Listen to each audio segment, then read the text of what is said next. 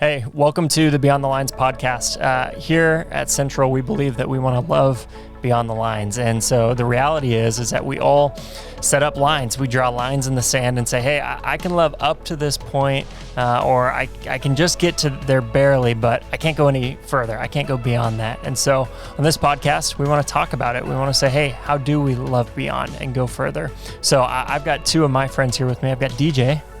Hey. How you doing? I'm all right. All right. Sounds good. Excited to be here. Good. And I've got Jon as well. Hello. And I guess I should say I'm Clayton. I don't know if I said that. Is this Clayton Eddleman? Yeah. The Clayton. That's right. Put the in front of it. So yeah, on today's episode, we are kind of recapping and talking about two episodes we had with Mark and David, talking about just kind of some suicide awareness for Suicide Awareness Month. Talking with David just about his work in CARES ministry and kind of recovering from that and his story.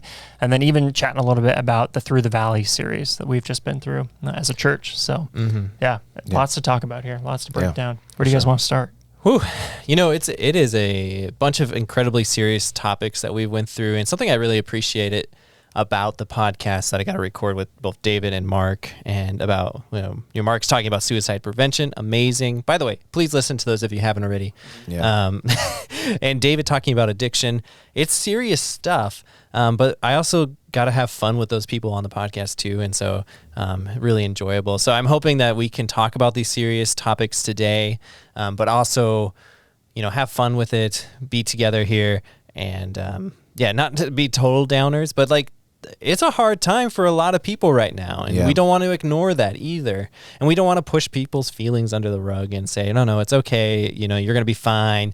Because a lot of people don't feel like they're going to be fine, and they don't see any hope in what's going on right now. And we want to be a light, but we also want to acknowledge you're going through a lot.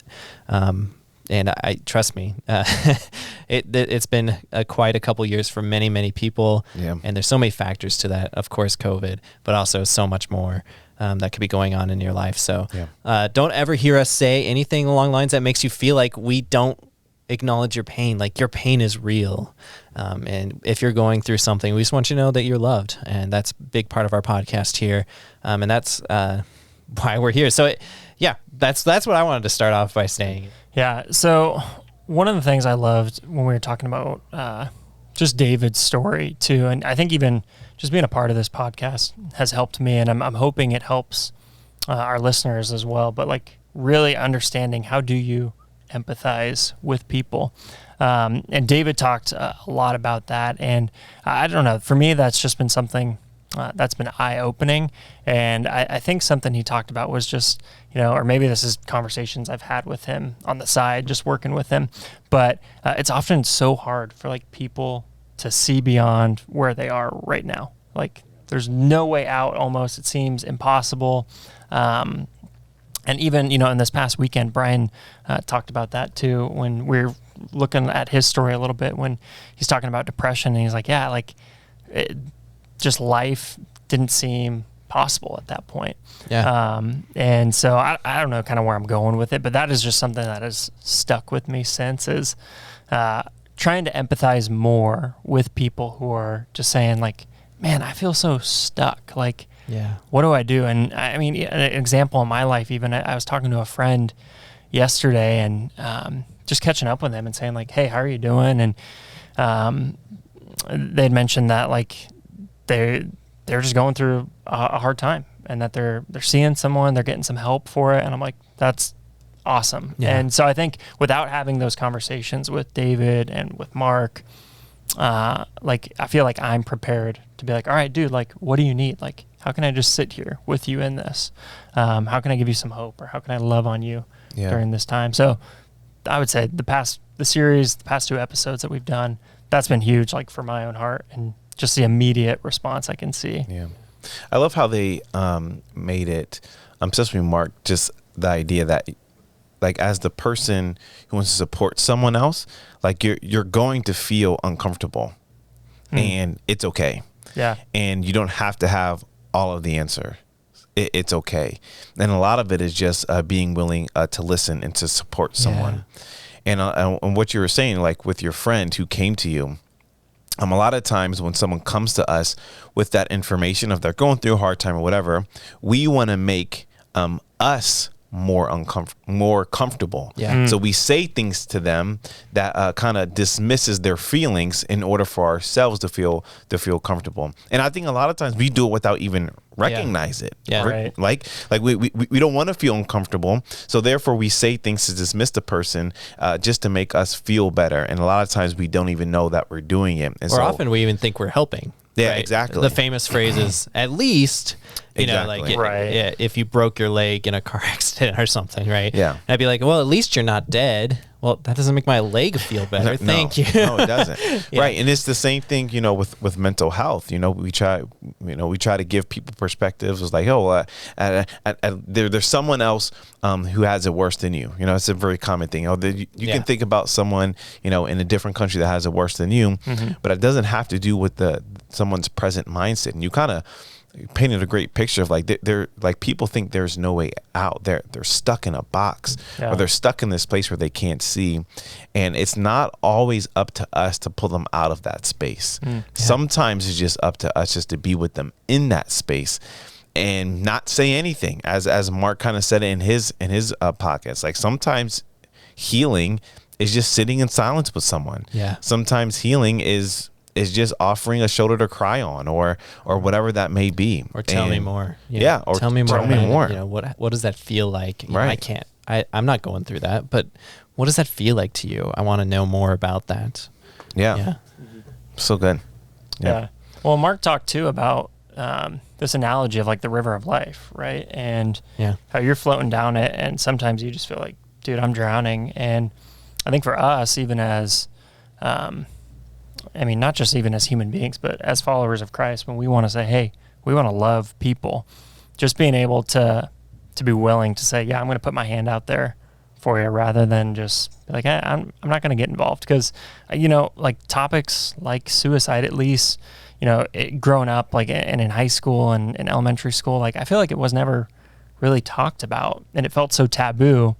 And I'm glad, in a sense, that stuff like that is not necessarily taboo as much, where it's, hey, let's talk about this, let's address this, because I mean, really, it's a life or death situation, and you never know what you might be able to offer or provide for someone who's floating down that river. And you say, hey, let me be here for you, let me talk to you, let me sit with you, like you were saying, DJ. But yeah. Something comes to mind, and I feel like I want to share a little bit of what's going on in my life to an extent, because something that we've talked about here is often we can't understand what somebody's going through unless we've actually been there, which in every circumstance is not going to happen. You're not going to be everywhere that somebody else has been. You're not going to understand fully. So that listening component's really key, which fits with our podcast so well, because Beyond the Lines is all about listening and trying to understand somebody else's story. Right. It's all about that.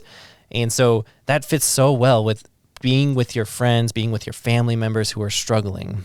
And recently we learned that my 4-year-old son has autism. We just got him diagnosed in August here.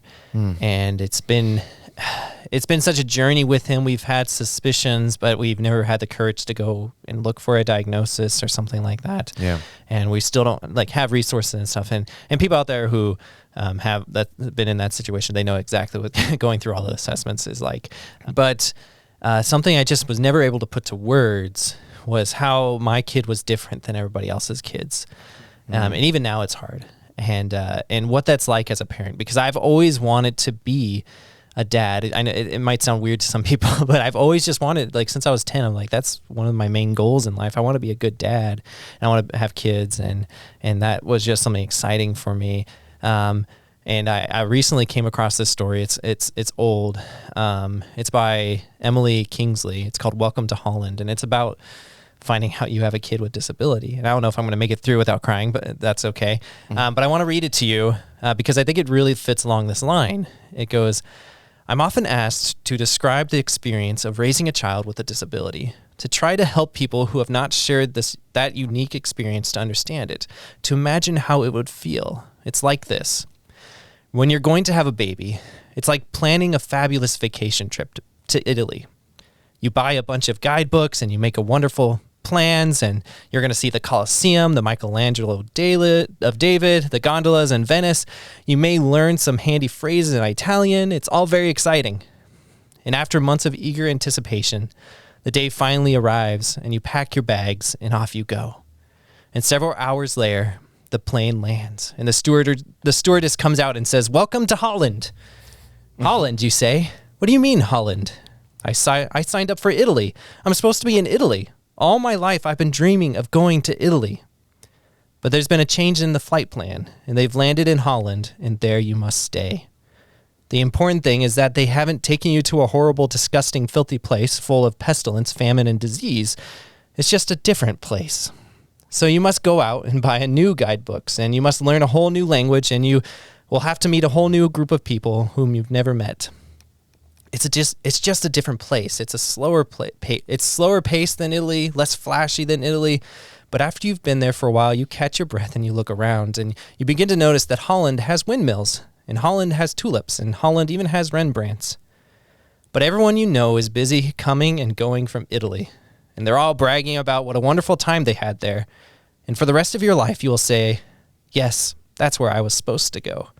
And that's what I had planned." And that pain will never, ever, ever go away, because the loss of that dream is very, very significant loss. But if you spend your life mourning the fact that you didn't go to Italy, you may never be free to enjoy the very special and very lovely things about Holland. It's powerful. Yeah, seriously. And so it's this, like, sometimes I think, and this applies to a lot of things, is like everybody else is going back and forth from Italy, or at least that's what it looks like. And they're like, "Wow, Italy was great. You know, how was your trip to Italy?" And you're like, "I don't know what that's like, honestly." You know, that's not been my experience, and it's hard. And you're still, my son's only 4. And so, you know, I don't, kind of what she says, I don't know if I'll ever get over the fact that this isn't what I planned. Right. This isn't what I thought of. And that's going to be something that's a loss of a way. That doesn't mean I don't love my son. That doesn't mean that I don't cherish the moments I have with him. But it's so different than anything I had expected. And I think to be able to sit with people in whatever their Italy or Holland might be, you know, and listen and try to understand is the best we can do. I mean, I can't tell me how many people have come up to me throughout our parenting journey and been like, "You should read this book. This will fix the problem. You're not disciplining him well enough. You're not doing this or that right." And it's just shame, shame, shame. Like, it's all our fault. And yeah, sure, we're not perfect parents. We are totally aware of that. But there's something else up and you don't understand. Yeah. And all we get is these instructions instead of like, "Wow, you know, that must be difficult. You know, my kid, you know." So does that make sense? You know? No, yeah. And if you can, like, you know, we talked about, you know, through the valley, you know, just like dealing with hard things. And one of the hard things we deal with is grief. And that's what you're describing, is you're grieving the loss of a dream that you've had, you know, something that you wanted for your son, something that you wanted for your family. And that is as much as a grief as anything that we can have in our life when we have to change course, like what you're saying. So inside of your grief, what are some good examples that you and your wife have experienced of people that have really come alongside you and really loved you well? What does that look like for you? Yeah, I think the greatest support we are getting right now, and we're right in the middle of it right now, is from people who have been through something similar. So they have their kids aren't neurotypical, or they have a disability of some sort, and they're like, "We totally understand all the all the hoops you have to jump through, all the different assessments, all the, you know, sometimes mean insurance companies," and and so and they have just, like, you know, been there to listen, but also to offer support, like watching our kids. Molly said people watch our daughter while she's gone off and do assessments and stuff, and that's been such a help as well, because it's just random times. And so those are the main things. It's just like, I guess people who have gone through this particular thing, they understand this is a loss and this is mourning. And I think the worst thing people have done sometimes is like, well, yeah, that at least phrase, you're like, well, at least, he has legs or something, like, okay, yeah, he does have legs, and that's something to be grateful for, but we're still going through some stuff, like. I love how you answered that question, and the reason why I asked it, because I wanted to hear what that looked like for you guys. And I love how you didn't describe any piece of advice people have given you. It was people who showed up for you. People who showed up to take care of your daughter, and people who showed up to support your wife and you. And I think that's just a really good example, for people who listen to this and want to know when, the idea of being uncomfortable with with hardship in their life, that you're listening to, how do you show up? And sometimes it's show up, period. Like, that's it. Like, just show up for the person. And so, man, that's such a big thing. I want to piggyback off of your story with the story that I have in my life. And so, when I was a few years ago, 2018, my father was battling with cancer. It was coming to the point where, I'll make this story really really short, but it was coming to the point where he was going to lose the battle. So my mom calls me one morning and said, "Hey, like, you guys need to book your tickets." We had our boys were two. We just had the two boys at the time. And so, obviously that sends your family into a scramble. Now, they're little, they're probably, Ejaz is what, 2 or 3, and Zeke was a tiny baby. And so that sends us into a scramble of, we got to pack all of our life up, basically, traveling with the kids. You know how crazy that is. All the things that they have is like, this tiny person has too much stuff. So like really, sending us in a tailspin, because we really weren't prepared to leave. And so we started to pack up all of our stuff. And this is when I was at a previous job and stuff like that. And my staff, that I had on my team, and I texted them, "Hey, like, I'm going to be gone for the weekend. Like, you guys going to, call this person if you need anything. Like, looks like my dad's not going to make it." And they just came and showed up and said, how can I help? They none of them, I don't remember any of them, really talking about, what was going on in my life, but they just came and they played with our kids, and they got us coffee, and they just showed up, like, period. And like, I don't remember any of the conversations I had with any one of them who came that day, but I do remember the impact that they had in our lives, because they simply showed up, and I was able to stay strong in that moment in the areas I needed to, because I had other people like holding me up as well. And I think as believers and Christians and people who are going to be in the lives of other people, which is going to be messy and hard, and people around us are going to experience loss, that is a really clear example, like yours, of what does it mean for people just to show up. And sometimes it's just really, really simple. So instead of you responding to your friend and like trying to make him feel better by, dismissing his feelings or not really acknowledging them, I'm really coming in there and be like, "Hey, I'm there with you. I think it's okay to say, I don't know what to say, but I just want you to know I'm here for you." And so this is so important. Yeah, for sure. Well, and what I love too, like, Jonathan, you mentioned this in your story, and DJ, I could maybe guess for some of the people in your story, but you're saying parents are coming alongside you who have gone through these same things, right? Like, they've had kids who are autistic, and maybe, DJ, in your scenario, like, some of these people who are rallying behind you, they came alongside because they knew, hey, when my family member was sick or whatnot, this is what was modeled or displayed for me. And so what's cool is, like, we all have experiences and we all have stories. And while it seems hard and difficult in certain scenarios, like, man, like, God, why did I have to go through this? Like, I truly believe that, like, God is preparing us to come alongside someone and to love them and to shepherd them and do whatever is needed when they're going through these experiences. And, David talked about that. Like, David's story, David Walensky, he'd gone through just an insane story, you know, with battling addiction and what does it look like to get clean? And then, okay, hey, like, I understand this is what God has called me to do in my life and like how he wants me to live. Now, how do I help people who also want to live clean lives as well? And so it's like, it's just so cool. And it's such a good reminder of each and every one of us has stuff, whether it's family members who are passing away or learning about new things. Like, we've gone through experiences, and someday I believe like we'll be able to come alongside people as well and help them out during those times. Yeah. But that's just what I gleaned, just kind of hearing both of you share your stories. No, that's really good. That's really good. Mm-hmm. I mean, we don't ever want to go through a lot of the things we have to go through, the things that help us grow and that put us in position to help those who have gone through. But just like anything, God can use anything for good.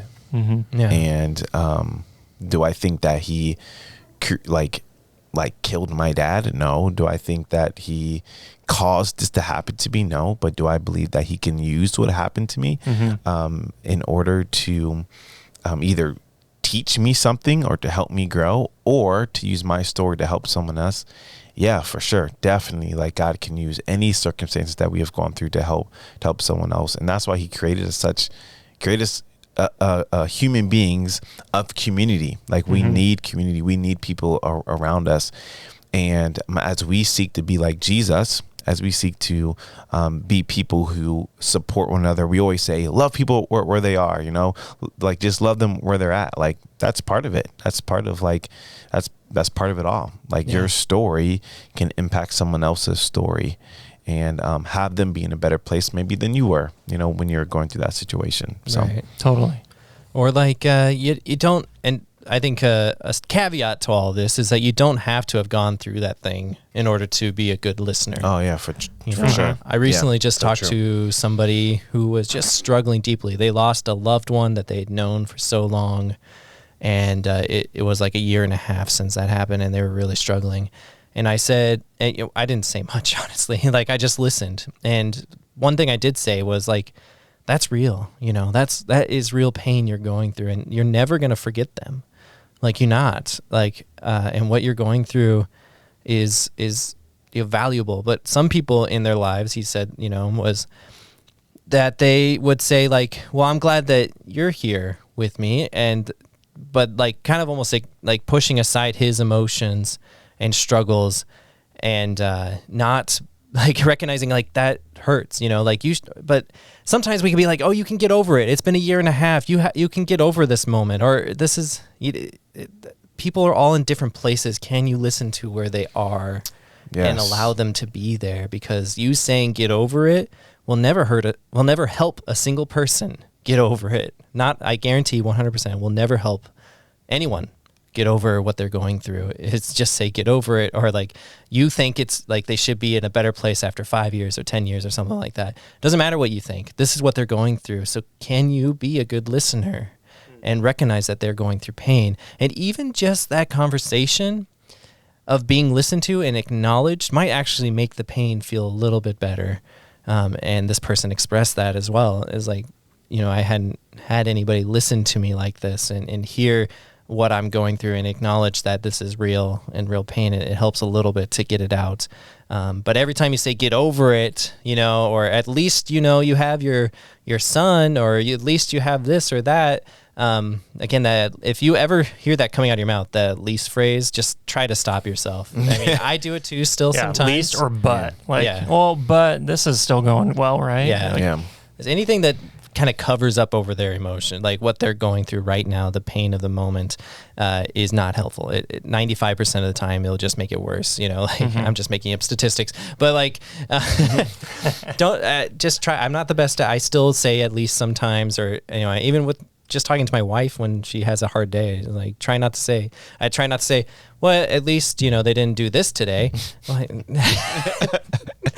Not helpful. Okay. At least the house is not burnt down, right? Yeah. At least we have a house. That's just not helpful. So, try to just listen to where, and it applies to all aspects, everything. You know, it doesn't have to be somebody who's depressed. It could be somebody who's dealing with a different issue. It applies to almost every single issue. It's like just listening applies. That's what I'm reading. The more I'm reading about different things that are going on in the world, the more I realize like listening is like the best option for most of these situations where people are hating and dividing and, you know, fighting each other. You know, listening is almost the best option, and it's just powerful, even though it seems weak.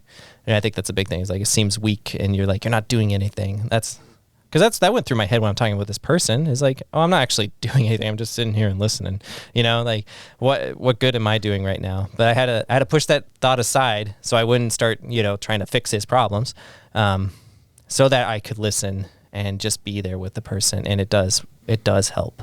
Yeah. Right? If I can encourage you in that way, it does help when you listen so much more than you realize. Yeah, for sure. Yeah. So switch gears a little bit. You had a conversation with David Walensky, and he talks a lot about, you know, his addiction and his struggle. What do you feel like maybe some of the keys that helped him get to the other side of that addiction? I think the thing that stood out to me the most was he was sharing a little bit about his story and like a time in his life where he was not doing well at all. And he had this gal at his church who was just like really kind of like trying to dig deeper. And, you know, I think so often we go through the motions of, hey, how you doing? Yeah, I'm good. That's great. Like, awesome. Okay. Like you're passing in the hallway or you're walking by someone at church. But this, like, what struck me is that this gal was like really inquisitive, and she's like, no, like really, like, how are you actually doing? And David kind of shared like his process, like that got him to be like, okay, like how am I doing? And well, no, let me open up and let me be a little bit more honest.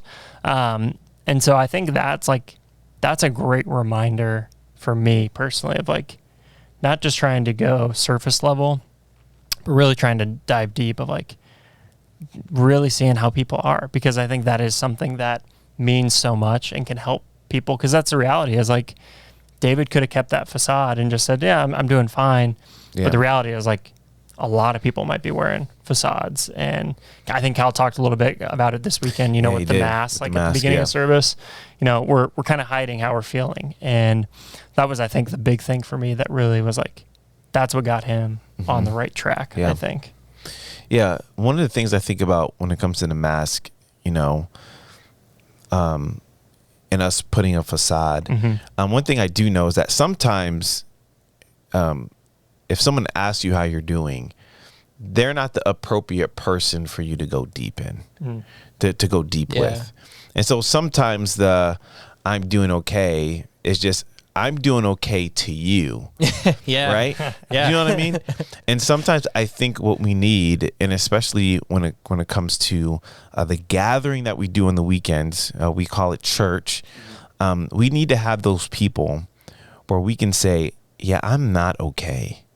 Like, and I think that's the most important thing, you know, as we think about, you know, because first of all, if you know a lot of people at church and a lot of people know you, it's a really long day at church if you're going to explain to everyone, hey, what's like how hard of a time that you're having. Yeah. But I do think that like it's dangerous when we don't tell anyone, where everyone gets the mask and the facade. And then also for the listener, being a person that is what's the word? That is worthy enough to be that safe place. Yeah. Right. And so when I think about having a mask, and for those of us who attend a Sunday service or, you know, a life group, a community group, Bible studies, wherever you find yourself in with a group of believers, people who love Jesus like you do, or maybe even, you know, different than that, like finding people who are your safe place. And sometimes we have to be, you know, on our end, for those who are dealing with stuff, like we have to be open and willing to allow people to be that for us. Now that's the dangerous part as well. Like we put on a mask and then everyone gets the mask. Well, that's not that's not appropriate either. And we have to be able to say, hey, like these are some of my people that get to speak into my life. Not everyone gets to do that. Yeah. Not everyone has the opportunity or the relationship with me to speak into my life. But there are certain people who do get to do that. And when those people ask me how I'm doing, those are the people that I need to say, hey, no, it's not going well. Right. And being willing to see that. And then for those of us who are maybe on the other side, continuing to be people who are creating safe places for people. And so that may be someone who's random. That's very possible. That you don't have a relationship with this person. And then off the cuff, you kind of create a space and make them feel comfortable. I know people like that who just like, when you talk to them, I think about Lisa Jernigan is like this. When you talk to her, like you just feel like your guards are down. Yeah. And you know what I mean? And so I think, there's some people who are gifted in that way, but I think we all can do a better job of like, hey, I don't want to be a person that if a person was going to be in a vulnerable position, like I want to be the person where they can be. And I think that's an important aspect of like not wearing the mask or all that kind of stuff. Right. Yeah. I think a big factor of that too is like, are you able to accept people where they are? Yeah. Whatever they're going through, whatever choices they're making, even in the moment, are you willing to accept who they are in that moment, despite maybe what you believe they should be, where they should be?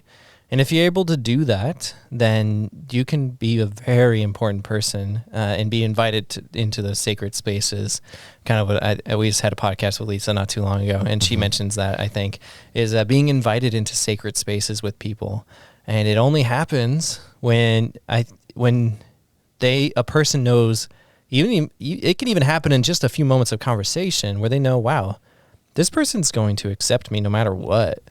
It's like, which is what Jesus would do, right? He did that with countless people. The only people he didn't accept were the people who didn't accept other people. Yeah. And so it's like, and he couldn't stand them because they did not accept, like the Pharisees, the Sadducees, they did not accept people where they were. You had to look this way. You had to be at this social status. You had to do all the right rules. And Jesus says they made all these burdens and put them on people and didn't lift a finger to help them. And so often Christians have fallen into that category where we make all these burdens for people and say, you have to follow all these rules before we love you and accept you into our community and place. But we don't lift a single finger to help them, in those moments. And in Galatians, I think I just mentioned this on a podcast, but it's just a verse I read recently. And it's like Galatians chapter 4, where Paul is like, you are not too important to help people with their burdens. You are not. It literally says, you think you don't have time? You're not too important. That person, if you want, you go be with them. You help them with their burden. You accept them where they are. And, it's powerful, Right. I think, I'm seeing a few lines that people are drawing is, one of it saying, hey, I'm reluctant to share. That's the line I'm going to draw. I'm not going to be real with people. Another one is, maybe I'm reluctant to even get into community of finding some people where I can start to feel comfortable and start to share. But even what you're saying, a lot of people are drawing the line of, I don't know if I can be a listening ear right now. Yeah. I can't do it. But I think this is something that's so important, and is that reluctance to jump into community. Because when, we talk about people who are able to share kind of how they're feeling or what they're dealing with, I find so often that it's the people who are plugged into community are the ones that are able to do that so easily. And two examples, or not two, I'll just keep it to one, but one example that comes to mind is, this isn't really a plug for Rooted, but it pertains to Rooted because it's kind of what it came through. But, recently there was someone who was in our church and passed away. And what I saw that was so beautiful was this Rooted group surrounding the wife, the now widow, and saying, hey, we want to love you and just do everything we can. And it's so easy to kind of maybe just do the bare minimum, hey, let's make a meal train and let's kind of let's pray for you or whatnot. But these people are so bought in to caring for one another. Yeah. And so rather than having that line of saying like, no, I don't want to maybe plug into community or get involved in a group or try something, like to those people, I would say, I would encourage you, like, push beyond that line maybe, because I think that's really where real life happens, you know? Yeah. I mean, church happens every Sunday, but church in reality is the people who come to it, the people who are surrounding you when the hard times come. You know, the people who are standing alongside your son and you and your wife, people and you when your father passed away, like that's where real life is. Yeah, that's the church. Yep, exactly. Yeah. Like, and there's like there's times too where, like, even before we got Ezra's diagnosis, for example, where we had friends in our lives who would sometimes say like, oh, we'll watch the kids whenever, but like wouldn't follow through with that, or and it hurt. It was like, I know you actually don't want to because it's hard. Trust me, I know. I get it, but you know, don't offer, you know, and not take the steps to help too. You know, like if you're not willing to sit with somebody or go through it, when it's hard, then, you know, it might actually be more helpful if you are honest and be like, you know, I'm just not going to offer that service or that help if I'm not really going to follow through with it, you know, because it hurts. It's like, yeah, okay, you know, like, anyways. So, yeah. I think one other thing, and maybe we can land the plane here, but like thinking back on community, and Brian Matlock shared this in this last weekend's message about depression, but when you're in community and you're going through a hard time, like you get to borrow the hope of those who are around you. And say like, so true. Hey, I can't do this on my own right now. And you're floating down that river and you're saying, hey, I need a hand. Like, someone help me, please. And like, that's the thing is, like, those hard times are not going to stop happening. They're going to continue to happen. And at some point you might be the person who's going through the hard time, but regardless, whether you're going through the hard time or you're someone who knows someone who's going through a hard time, like, you can provide that hope or you can borrow that hope at the same time. Yeah. And community is like the best way to experience that. Definitely. That's so good. I actually I'll leave it in the show notes. I made a video. I make videos here at the church too. That's why I do this podcast thing, because I have all the I can put the cool stuff. I know how to push buttons and things. So, but there's a video, I think it was the one you mentioned, of a Rooted testimony. And if you don't go to Central and you don't know what Rooted is, it's just basically a really cool program that one of the main tenets of it is like getting people into community and sharing what they're going through together wherever they are in their lives. And it's really cool. I've been through it a couple of times, and so it's awesome. But I'm going to link the video in the show notes. So you could check out. Her name was Sonia, and she was incredible. Oh, yeah. And just like seeing, like, wow. Anyways, check it out. It's only a 3-minute video. I made it. So if that means anything, it's a good video. And so really I would totally check that out just to see what it looks like to have real people come around you and love you in the midst of just the hardest tragedies that could happen, you know, and just in the middle of it. And so check that out. You know, thanks for joining us today for Beyond the Lines podcast. Thanks for being a part of this. If you are liking Beyond the Lines podcast, make sure you're sharing it with your friends, because we want as many people to know this amazing stuff as possible, as well to see you can get more people to see our beautiful faces if you so, joke. Yeah, so share it out. Give us a review on Apple Podcasts, because for some reason that matters a lot to the old podcast algorithms, so more people can see this as well. Those are my main plugs. What else do we usually say at the end? Talk about Central. Yeah, if you're in the greater Phoenix area and you want to come and check out a service, or maybe you're just hearing about us for the first time, you can watch online as well. But I would implore you, come and be a part of the community. And so you can check us out. Our website is centralaz.com. Lots of information there, lots of great resources as well. You can find the sermons that we were even referencing, talking about for the Through the Valley series. Yeah. Just really good stuff. But again, thank you guys for listening and be a part of this. Yeah. Cool. Thanks, DJ. Thanks, Clayton. Thank you. Thanks, guys. Have a good day, everybody. See ya.